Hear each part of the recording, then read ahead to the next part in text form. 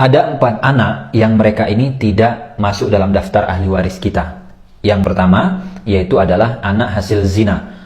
Walaupun mungkin nanti setelah melakukan hubungan di luar pernikahan, setelah itu nikah dan yang lain, tetap ini tidak dinasabkan kepada bapak biologisnya.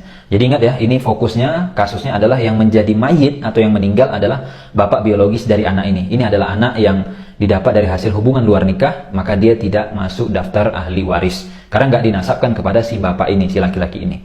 Kemudian yang kedua, yaitu adalah anak tiri atau anak sambung. Jadi ada laki-laki, nikah dia dengan wanita, wanita ini sudah punya anak dari laki-laki sebelumnya atau dari suami sebelumnya. Maka bagi laki-laki ini, anak bawaan istri itu bukan anak kandung dia dan tidak ada hubungan nasab dengan dia. Kalau ini wafat, ini nggak dapat waris, itu ya, anak tiri. Yang ketiga, anak angkat atau adopsi. Ini nggak ada hubungan nasab sama sekali, jadi kita aku saja. Tapi nasabnya kemana? Ke bapak aslinya, ke ibu aslinya, bukan ke kita. Harus sebutkan nasab dia dan nggak boleh ditutupi, gitu ya. Dan yang keempat, anak susuan. Jadi mungkin istri kita, pasangan kita menyusui anak orang lain, itu anak susuan kita. Mahram iya, tapi mereka bukan ahli waris dan tidak dapat warisan. Itu.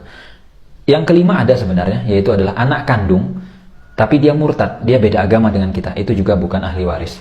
Terus solusinya gimana gitu ya? Solusinya disediakan oleh syariat untuk yang mereka-mereka ini, tadi anak tiri, anak hasil zina, kemudian anak susuan, anak angkat. Yang pertama bisa kita kasih solusi apa? Hibah. Saat kita masih hidup, berikan harta untuk mereka, balik namakan, gitu ya, itu hibah. Atau yang kedua adalah wasiat.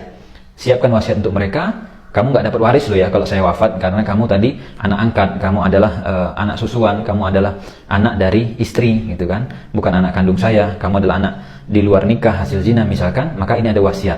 Dah. Kalau nggak ada wasiat, bagaimana? Tidak ada namanya wasiat wajibah. Ya. Kalau nggak ada wasiat, nggak usah dibuat-buat wasiat lah. Orang nggak ada wasiat kok, gitu ya. Ya sudah, berarti nggak ada wasiat. Itulah kenapa ya penting sekali kita memahami hibah, memahami wasiat, supaya kita bisa lakukan hal-hal yang sesuai dengan koridor syariat. Fikih warisnya jangan diutak-atik. Jadi ada orang mengatakan, tapi ini anak angkatnya lebih berbakti, anak susuannya lebih baik, atau anak yang murtad tadi lebih berbakti dan yang lainnya, berarti bisa dong dipaksain masuk? Nggak bisa. Aturan waris jangan diutak-atik, gitu ya. Udah disediakan solusi dari syariat, ikuti aja solusinya. Jangan kita utak-atik. Itulah gunanya kita belajar. Ya, wallahu alam, semoga bermanfaat.